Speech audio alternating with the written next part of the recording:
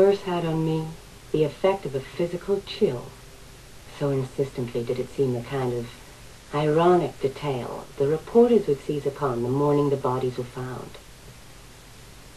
In my neighborhood in California, we did not blast the door that opened wide to stranger as to kin.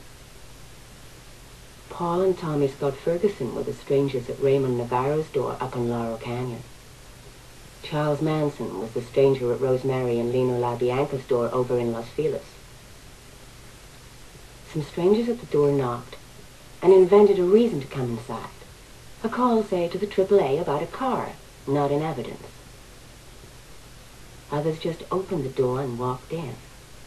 And I would come across them in the entrance hall. I recall asking one such stranger what he wanted. We looked at each other for what seemed a long time. And then he saw my husband on the stair landing. "Chicken delight," he said finally. But we had ordered no chicken delight, nor was he carrying any. I took the license number of his panel truck. It seems to me now that during those years I was always writing down the license numbers of panel trucks. Panel trucks circling the block, panel trucks parked across the street, panel trucks idling at the intersection. I put these license numbers in a dressing table drawer, where they could be found by the police when the time came.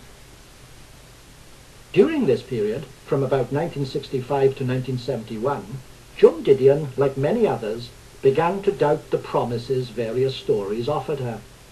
As each story disintegrated, unable to exercise a hold on the facts of human experience, a more primitive code emerged for her, one scarcely deserving the name morality.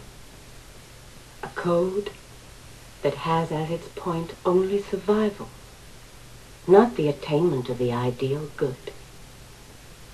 On August the 9th, 1969, Joan Didion was at her sister-in-law's house in Beverly Hills when she received a telephone call from a friend who had just heard about the murders at Sharon Tate Polanski's house. The phone rang many times during the next hour. These early reports were garbled and contradictory. One caller would say hoods, the next would say chains. There were 20 dead. No, 12, 10, 18. Black masses were imagined and bad trips blamed. I remember all of the day's misinformation very clearly. And I also remember this, and I wish I did not. I remember that no one was surprised. No one was surprised. To be surprised, there must be some sense of a limit, a sense of that which cannot be transgressed. But the stories that came Joan Didion's way carried no such sense, could find no place for it. There were rumors. There were stories. Everything was unmentionable, but nothing was unimaginable.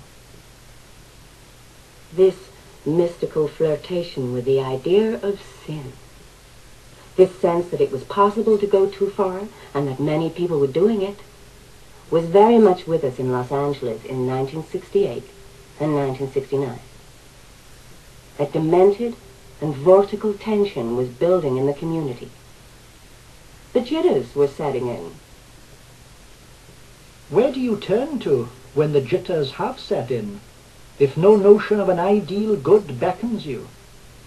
Well, to the convictions of private conscience, I suppose. But when Joan Didion looked at what private consciences had recommended, her fears were not allayed.